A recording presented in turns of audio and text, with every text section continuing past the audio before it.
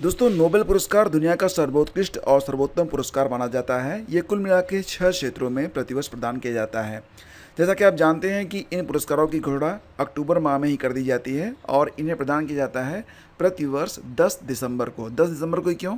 क्योंकि फ्रेंड्स 10 दिसंबर को ही नोबेल पुरस्कार के अधिष्ठाता माने जाने वाले अल्फ्रेड नोबेल की पुण्यतिथि होती है। तो इस साल कुल मिला के जो 6 क्षेत्रों में नोबेल पुरस्कारों की घोषणा की गई है, आइए देखते हैं कि इस वर्ष नोबेल पुरस्कार किन किन को प्रदान किया जाएगा, किन किन क्षेत्रों में, उनकी किन किन उपलब्धियों के लिए। तो वीडियो बड़ा इंपॉर्टेंट है, थोड़ा पेशेंस बनाइएगा और ध्यान से देखिएगा। मेडिसिन के क्षेत्र में वर्ष 2024 का नोबेल पुरस्कार किसे प्रदान किया गया है? तो देखो फ्रेंड्स, ये बहुत ही इंपॉर्टेंट है। मेडिसिन के क्षेत्र में यानी कि चिकित्सा के क्षेत्र में वर्ष 2024 का नोबेल पुरस्कार ये दिया जाएगा विक्टर एल्ब्रोस और गैरी रुकवन को। दोनों ही जो जैव वैज्ञानिक हैं, अमेरिकन मूल के हैं और इन्होंने जो खोज की है बहुत ही इम्पॉर्टेंट खोज है। हालांकि इन्होंने 1993 में 1993 में ही ये खोज अपनी पूरी की थी, लेकिन जब कोरोना काल आया तब एक बहुत ही इम्पॉर्टेंट और महत्वपूर्ण खोज हुई इनकी खोज के बाद, और वो ये थी कि mRNA टीके को बनाया गया, जिसकी वजह से कोरोना काल में न जाने कितने लोगों की जान बचाई जा सकी। तो विक्टर एल्ब्रोस और गैरी रुकवन को उनकी इसी खोज के लिए, जो कि mRNA के नाम से जानी जाती है, के लिए वर्ष 2024 का नोबेल पुरस्कार प्रदान करने की घोषणा कर दी गई है। ये पुरस्कार उनको 10 दिसंबर 2024 को प्रदान किया जाएगा। ध्यान दीजिएगा कि दोनों जैव वैज्ञानिक जो हैं ये अमेरिकी मूल के हैं और इन्होंने 1993 में माइक्रो आरएनए यानी कि mRNA की खोज की है।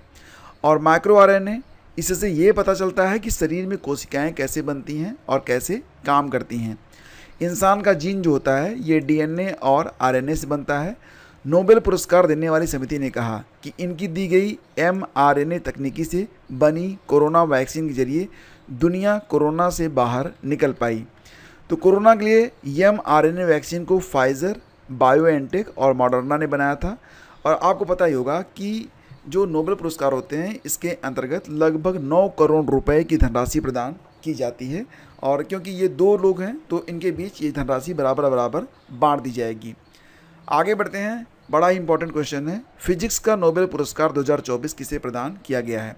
तो फ्रेंड्स, भौतिकी के क्षेत्र में नोबेल पुरस्कार 2024 ये दिया गया है जेफरी ई हिंटन और जॉन जे हाफील्ड को। जेफरी ई हिंटन और जॉन जे हाफील्ड, इन दोनों को, और दोनों ही वैज्ञानिक अमेरिकी मूल के हैं, ये भी आप ध्यान रखिएगा।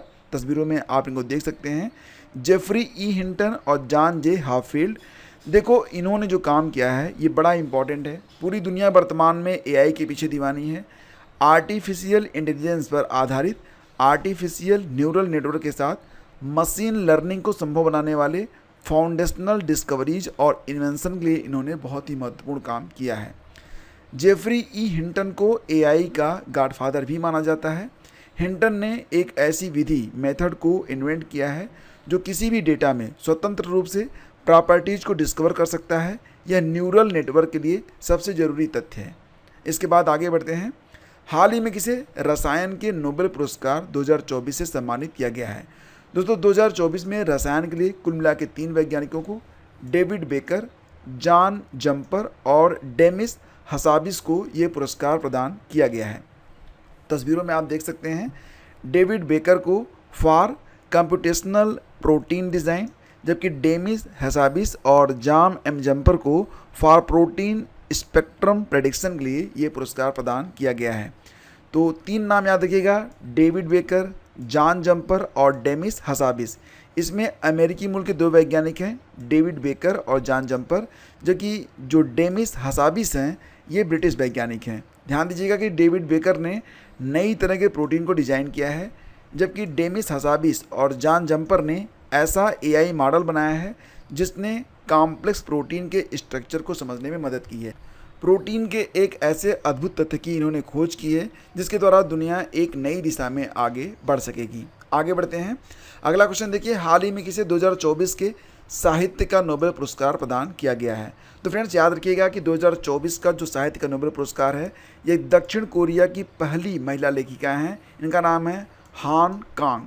इनको प्रदान किया गया है। इन्होंने, जैसे कि भारत में है ना, आपने मुंशी प्रेमचंद को पढ़ा होगा, उनकी जो कहानियाँ होती हैं बड़ी मार्मिक होती हैं। तो बिल्कुल उसी प्रकार की कहानियाँ ये लिखती हैं हान कांग, जो कि दक्षिण कोरिया की पहली महिला लेखिका हैं जिनको यह पुरस्कार प्रदान किया गया है।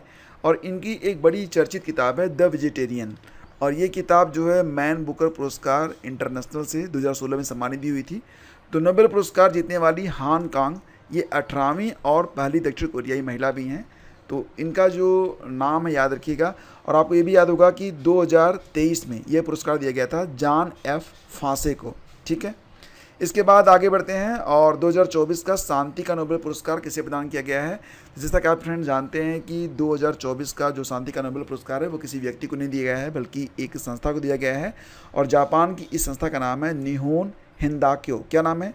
निहोन हिंदाक्यो। ये जापान की एक संस्था है, ऑर्गेनाइजेशन है।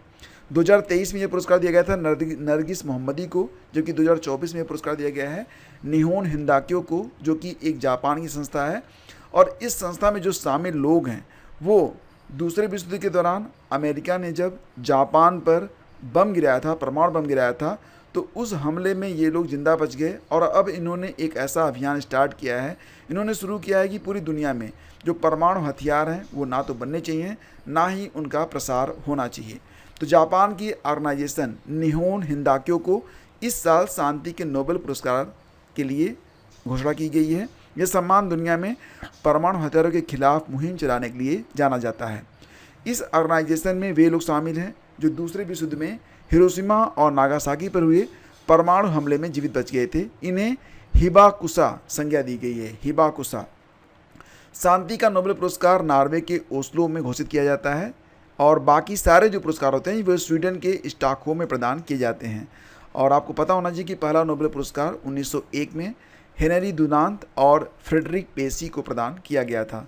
शांति का नोबेल पुरस्कार पाने वाले 2 भारतीय हैं, कैलाश सत्यार्थी 2014 में और मदर टेरेसा 1979 में। आपको याद होगा कैलाश सत्यार्थी और पाकिस्तान की मलाला यूसुफजई को, दोनों को संयुक्त रूप से 2014 में शांति का नोबेल पुरस्कार प्रदान किया गया था। अब फ्रेंड्स आगे बढ़ते हैं, बात करेंगे अर्थशास्त्र के नोबेल पुरस्कार के बारे में। तो आज की तारीख है 12 अक्टूबर जब मैं वीडियो बना रहा हूँ।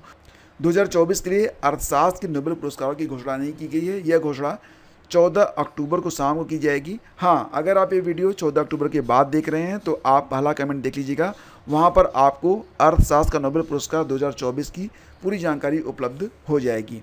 फिलहाल आपको बता दें कि 2023 में यह पुरस्कार दिया गया था क्लाउडिया गोल्डिन को और 2022 में ये पुरस्कार मिला था Ben S बर्नानके, Douglas W diamond और फिलिप एच डाइविक को। यह पुरस्कार 2022 में प्रदान किया गया था। अब फ्रेंड्स कुछ बहुत ही इंपॉर्टेंट स्टैटिक हैं जो कि एग्जाम के लिए बहुत ही ज़रूरी हैं, आइए देखते हैं। जैसे कि नोबेल पुरस्कार स्वीडिश वैज्ञानिक अल्फ्रेड नोबेल की याद में प्रतिवर्ष 10 दिसंबर को प्रदान किया जाता है और ये पुरस्कार 6 क्षेत्रों में दिया जाता है: medicine, physics, chemistry, literature, economics और पीस। इकोनॉमिक्स में ये पुरस्कार 1968 से प्रदान किया जाता है। नोबेल पुरस्कार प्राप्त करने वाले पहले भारतीय 1913 में थे रविन्द्रनाथ टैगोर। उन्होंने साहित्य के अंतर्गत यह पुरस्कार प्राप्त किया था और इनकी जो पुस्तक थी वो थी गीतांजलि। अभी तक 2019 में जो आखिरी भारतीय हैं जिनको नोबेल पुरस्कार प्राप्त हुआ है उनका नाम है अभिजीत बनर्जी। 2019 में उनको ये पुरस्कार दिया गया था और अर्थशास्त्र के क्षेत्र में उनको यह पुरस्कार प्राप्त हुआ था। सबसे कम उम्र की नोबेल पुरस्कार प्राप्त करता है मलाला यूसुफजई, 17 वर्ष की अवस्था में 2014 में उनको ये पुरस्कार मिला था। और सबसे अधिक उम्र की नोबेल पुरस्कार प्राप्त करता है जॉन एफ गुडएनफ। 2019 में उनको रसायन के क्षेत्र में यह पुरस्कार प्रदान किया गया था, हालांकि अब वो इस दुनिया में नहीं है। 2 बार नोबेल पुरस्कार प्राप्त करने वाली पहली महिला बनी है मैडम क्यूरी। इनको भौतिकी में 1903 में और रसायन में 1911 में नोबेल पुरस्कार प्रदान किया गया था। और ब्रिटेन और संयुक्त राज्य अमेरिका की दोहरी नागरिकता रखने वाले भारतीय मूल के वेंकट रमन रामकृष्णन को 2009 में रसायन विज्ञान के लिए नोबेल पुरस्कार से सम्मानित किया गया। तो फ्रेंड्स ये सारी जानकारी आपके लिए है और मुझे उम्मीद है कि ये सेशन आपको अच्छा लगा होगा। प्लीज़ इसे लाइक और शेयर करना बिल्कुल भी मत भूलिएगा। PDF के लिए आप लोग स्टडी विद ज्ञान प्रकाश का जो टेलीग्राम चैनल है उस पर विजिट कर सकते हैं। आपका बहुत बहुत धन्यवाद। Thank you.